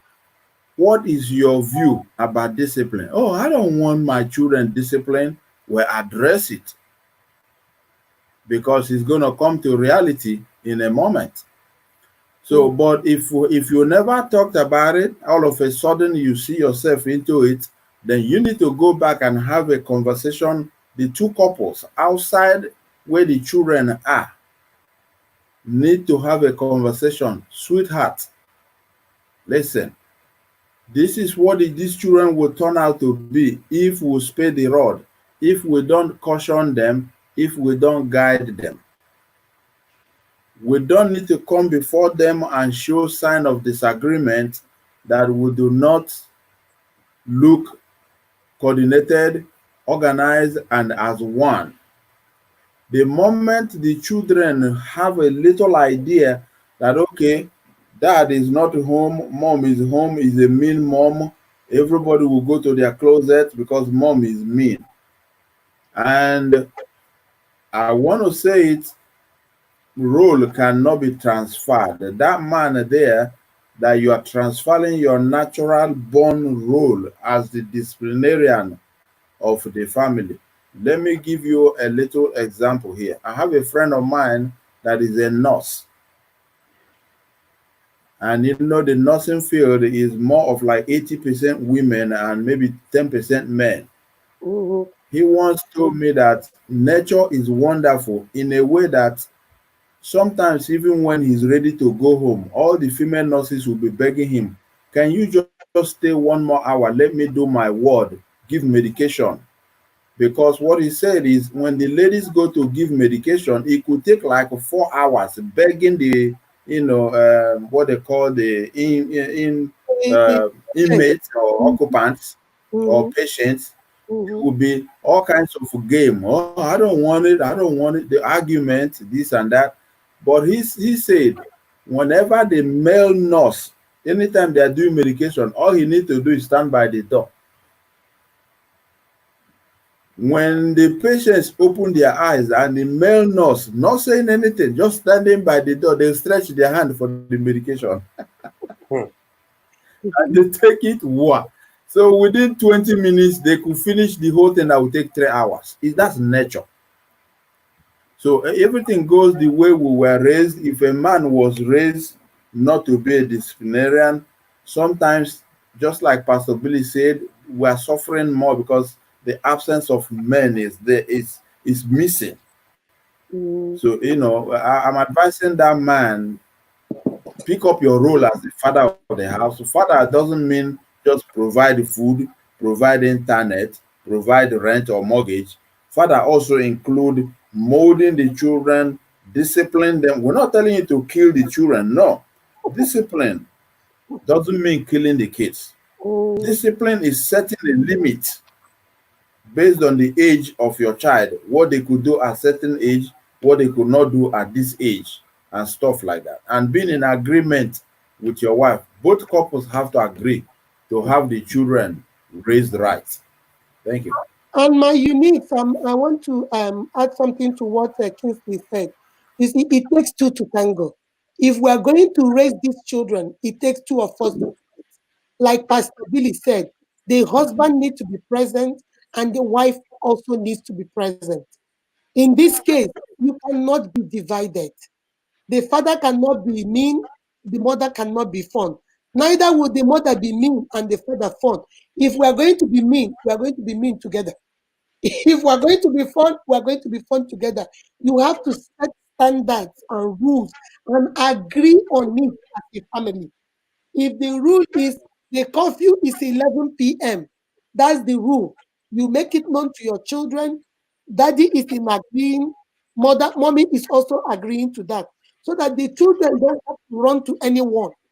Because I've seen families where The child will do something and the mother wants to hear, and the children will be hiding behind their dad because he's like going to save them. So in this case, my sister, you wrote this, please, please, please sit down with your husband, have a talk. Talk about these are your children. You're raising responsible men and you're raising responsible women. You're not just raising children for nothing's sake. It takes a community to raise a child. So come together with your husband and explain to him. Sometimes they don't know. So you can't crucify him for what he does not know. He thinks, oh, since I'm home, let the children have fun. So sit him down, not in front of the children. Don't insult him in front of the children. Don't belittle him or undermine his authority in front of the children. But when you guys are by yourself, explain to him this is a way of disciplining the children. This is a way of making the children better. Like Olu said, a better version of our children. We have to guide them. We have to show them the rope. We have to focus and make them see the vision we see. So that's your answer to that. But I think we have spent almost an hour, 30 minutes. We have to come back for a second one. But before we go, I have a Yeah. question for you, Olu. This boy wrote, okay, answer this. He said, I come from a family where my father is very rich. My mother is very rich. From childhood, I have had everything I ever wanted was given to me. I am now a man. I'm grown. What do you guys mean by raising a child? My mother gives me anything I want because I know how to get my mom. So do I really need to work? Do I really need to work? My father has three companies and people are running the companies for us. I don't really need to work. I think I'm here to enjoy my father's sweat. So when you can say raise a child, raise a girl differently or raise a boy differently, I do not understand it because my sisters get treated the same way. So can you please explain to me what you mean by men of these days are not responsible? Am I being irresponsible by not working at my age? Olu, give him some. Okay. So that's a very I like that question because it's very truthful and it is a situation and Yeah, he's very. it's a situation we see around us every single time. I understand the initial uh, urge to be defensive, Mhm. but first of all, first I wanted to meet me in the middle. I wanted to be open to what I'm about to say. Okay. The thing is, this life we have, yeah, is one. Everybody's given one life each, and it will be your at the end of the day, your fulfillment is that there are two parts to your fulfillment in life. It's your personal fulfillment and it's your eternal fulfillment. So when I say eternal fulfillment, it is how you've lived your life for eternity. So how your life journey determines how your eternity is. And but the first part is your personal fulfillment, which is you're going to ask yourself that have I lived my life for me? Have I lived the life I want to live? Have I lived my life hinged on another person? Or have I lived my life guided because my father had money and I didn't need to work? Or did I work because I decided that it is my life and I'm going to make use of it the way I want to, or the way my life is supposed to be run? The thing is, people's situations are different, and especially when it comes to money, especially because work is the primary motivation of work is usually money. That's why most people chase it. It's very easy when the money is in place to not feel the need to work. But at the end of the day, work isn't supposed to be for survival. Work is supposed to be you fulfilling your life. That's the word. Work is supposed to be Self work is gratification. Mhm. self gratification. Exactly. Mhm. Work isn't supposed to, because at the end of the day, God wouldn't put us here on earth if we're just supposed to keep working just for us to stay alive, to just continue to work. That's just us going in a circle. Now, we're supposed to start at a point and we're supposed to end at a point. And everything in the middle is supposed to get us from point A to point B. Now, the question is, do you want to rob yourself of getting to your adequate point B just because your father has money? Or do you want to say take the initiative within yourself and say, you know what, even then the money could be a stepping stone for you. The money could mean you not having to go through certain struggles that other people would have to go through. Mm-hmm. But the thing is, at the end of the day, I would encourage you to live your life for yourself. And me saying men are raised to be a lot of men are raised to be irresponsible is I know irresponsibility is a very harsh word, but let me bring it home for you a little bit. Because even me, when I was in that, I was like, was I raised to be irresponsible? But let me bring it home a little bit. The thing is, especially in our culture, there are a lot of things like gender roles, where especially because we sit ourselves in the house, so we can say, okay, the girl is supposed to cook, the girl is supposed to wash the plates, the girl is supposed to clean the house, but maybe the boys can be washing the cars, the boys can do more of the work that depends on physical strength. But the thing is, that sets a very interesting precedent, because if you're raising your boys to just eat and live in the same house and not clean after themselves, but you're saying to yourselves that the girl is responsible for not just her own cleaning and not just for what she uses, but she's also responsible for what the boys use too. That is you setting the precedence that the boys aren't responsible for their dishes. The boys aren't responsible for the cleanliness of their environment. They're saying that the boys are given the opportunity to do whatever they want to do with those things, but Yeah. the girls are given the responsibility to not only take care of themselves, but also take care of the boys' mess. That's an example of the bigger picture. Yeah, the thing is, we live in a society where, at the end of the day, everything tends to circle to girls being responsible for everybody, not just for herself, but for the actions of men and women. The thing is, we say to ourselves, um, okay, girls, the reason why the issue of rape is a very interesting topic to me, because it's one that is in our face, and it's one that is very prevalent in this time, because you see a lot, especially on social media, you see a lot of people tending to come out and trying to say their past experiences with being abused and molested and everything. And at the end of the day, you see it boil down to us saying things like, "But why were you wearing this? But Why were you why there? were you there at that time?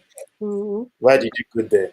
We're not saying those things don't matter, but we're also saying at the end of the day, for a boy to rape somebody, he has to be a rapist.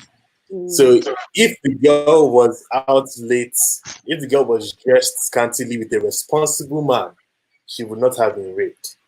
But at the end of the day, we tend to take the actions of the men and put the burden on the women. That's what I mean. And the thing is, it presents ourselves, it presents itself in different aspects of our lives. It's just a matter of us just searching it and making the necessary adjustments. So yeah, that's what I mean. All right. Let me quickly chip in something. Okay. All right. Pastor Billy. Um, a good father leaves an inheritance for his children and his children's children. Mm-hmm. It will be a heartbreak after your father have he's worked hard, provided all that money and everything for you to have an easy life, and then tomorrow that same machinery to produce all that, you are not up to it to make it available to his grandchildren. Maybe by the time your father passes on, the whole business collapses, everything is down. I think that it will be a tragedy. Some people don't like the president, some people like him, but there's something you can't take away from him. He became the president of the United States. They told him he has to dissociate himself from his business. He put his children there, Mm. meaning that his children were up to it. That's right. Mm-hmm. Meaning that he has trained them, he has they've worked, they have had exposure here and there enough to be able to take over their father's estate without much ado. Yes. I won't want to raise a business or whatever that is doing so well and has put food on their table comfortably and has fed them comfortably and provided all the things you said it provided, and then maybe I pass away, it just everything comes Oh, down yes. crumbling because I don't have a son who can rise up to the occasion. Mhm. And if you think that it's just a matter of you going there and saying, I'm now the CEO. No, you can't just be now the CEO. Do you know what the business is all about? Have you been there? Do you know how to work it? Yeah. Another example, a very controversial example, is when you watch The Godfather. That movie, The Godfather. Mhm. At some point in his life, he decided to retire early and appointed one of his sons. He could vouch for that son. I watched an episode of it where he said to somebody, whatever the son said, that's it. Meaning that he has trained him, Yes, he straight has me raised him. out. The boy has worked in the family business. He knows the ins and outs. It's time for him to take over. That's So right. the question to the young man is, are you ready to take over if your father decides, I'm retiring tomorrow? Or should we sell the business? And then his grandchildren will not be able to enjoy What the you enjoy. their father labored, what their grandfather labored for, and you enjoyed. Mhm. Well, my brother, you have had it all, and the only thing I will add there is, like everybody said, your father has worked hard, has made the money for you to enjoy. You're 23-year-old, you have graduated from college, like you said, but you don't work. They give you everything you want. But my brother, you are going to be somebody's father too. You're going to be somebody's husband too. Are you going to be collecting from grandfather to go feed your family? You work not because you want the money, since the money is already there. You work for self gratification. You work that I can do this. I did this. You wrote down here that, but I am a graduate. So you're proud of that you graduated from college. So do something. Go into your father's three companies. Find something to do. Or even if you don't want to work for him, you must have a passion. Turn your passion into your business. Go out there and do something. Not for your father, not for your mother, not for the money, just because you can do this. This is what I can do as a person. It will make you feel so good about yourself. Okay. he wrote, he wrote, okay, I had you guys. I will go in on Monday and talk with my dad. That's wonderful. That's good. That's good. All right, my brother, we are not ganging up on you. We are just, we're just giving you, it would be wonderful to go talk to your dad and do something. Or to all my uniques, I think we have stayed too long for today. This is a big conversation. We'll continue this. We have talked about mothers. Raise your children to be the kind of men that will marry your daughters. I'm going to say it again. Mothers, raise your children to be the kind of men that can come and marry your daughter. That boy you're raising, if he is an outsider and he walks to your house to marry your daughter, will you let him marry your daughter? You know you will not. So remember that, keep that at the back of your head. We have to raise our boys just like the way we raise our girls. Listening to everybody in the panel, you have heard it from us. If you are strict on your girls, be strict on your boys. The society tends to make it when a girl is loose, she is a whore, she is a prostitute. But when a boy is loose, he is He's a the bad girl. he is the big man. He is the man in town. Because when a woman says how many people she has slept with, she is a prostitute. But when a man says how many women he has slept with, he is the big girl. He is the big boss. We have to teach our children that what is good for the girls is also good for the boys. Because what our aim is to raise responsible husbands and responsible wives in the future. If we raise our girls to be go-getters, to be bosses, to go there and get what they want, and when they come out, who are they going to marry if we don't have the boys that are at the same level that they are? If we don't have the boys that are doing the same thing the girls are doing, our girls will end up single, not marrying anybody because they are not going to settle just to be married. All right. So we're going to come back hopefully by next week and continue this. Final words. Let me start with you, Kinsley. Final words. Watching out there. Well, viewers, you have heard it all. Thank you for listening. Thank you for being with us. Unique, thank you for having us. Part two will be awesome, and let's look forward to it. We can't say everything in part one. It will be nice as you listen, send us a text, let us know your reaction. So when we come on part two, we can start by reviewing your comments on it. Once again, thank you for having me. Ambassador Casey signing off. Thank you. All right, Mr. Olu, Korede, final words. Final word. First of all, thank you very much, man, for this wonderful privilege to. I'm glad I was part of this. I've learned a lot You from gave us hearing. you gave us the young perspective. I tried my best to rep my younger people, but I've also learned a lot from everything everybody has said. I've learned a lot myself from most stuff I've said, and I just wanted to add that I wanted to talk to younger people and children in general. The thing is, especially because we're cognizant of the fact that our parents have the primary decision makers of our lives, especially the early stage of our lives. I think it's very important for us to keep them in the place of prayers. The thing is, at the end of the day, it's only God that can help them, especially when it comes to them. We've talked about them adjusting, we talked about them doing better, we talked about them recognizing flaws, we've talked about all that. But at the end of the day, even as we're striving to be better people, God needs to help them too. So I would encourage you to pray for your children, pray for your parents, because that is indirectly taking charge of your own life. Because if you're praying for them, God is leading them to lead you. Understand? So yeah, that's what I'm going to chip in. Thank you. And for you, Pastor Billy, final words.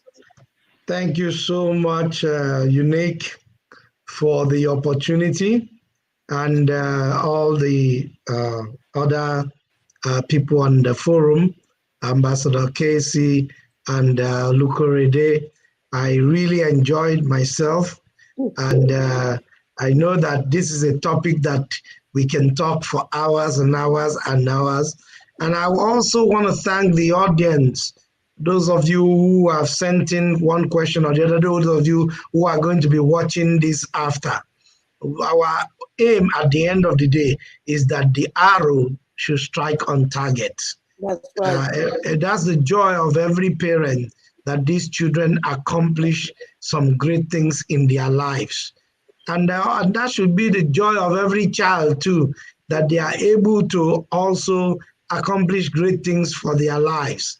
You know, one daughter of mine said something the other day, "Oh, Daddy, you just want me to do this so that you people can just be talking about me and be proud." I said, "So what's wrong with that?" Nothing is wrong with that. You know, it brings us joy as parents too. So I want to appreciate all the people in the audience, and we'll see you again. And to all my uniques, thank you very much. Pastor Billy said something in the beginning. I'm going to end with that. He said that parenting doesn't come with a manual. The TV in your house has a manual. Even the car you drive has a manual. But parenting, raising a child, doesn't come with a manual. So it's what we call trial by error. As you're going, you're learning, you're work in progress, and every child is different. How you raise your first child might not be the way you raise your second child. Some children, you speak to them, they stop. Some other children, you will talk from now to Nigeria, they will be looking at you until you do something else. So you have to know your child. Parents are not perfect. We are going to make mistakes. It is a given. We are going to make mistakes. And remember, we are not born in this day and age where you guys are on Twitter, on TikTok, on Instagram. Jesus, you are everywhere on social media. We are trying to catch up. We might not be there with you guys, but like they said, Pray for us. Pray for us. There is nothing God cannot do because we're doing this thing and trying, like our eyes are closed and we're raising you guys. We're trying to guide you guys. We're trying to focus. We're trying to shoot the arrow. Pray for us. We need God's grace. But one thing I know for sure, God's grace is sufficient. God will see us through. We will pray for us and we pray for you. Until the next time we come, remember, you are beautifully and wonderfully made by God. That is why you are unique. Be kind to yourself and to each other. Bye bye. Bye bye.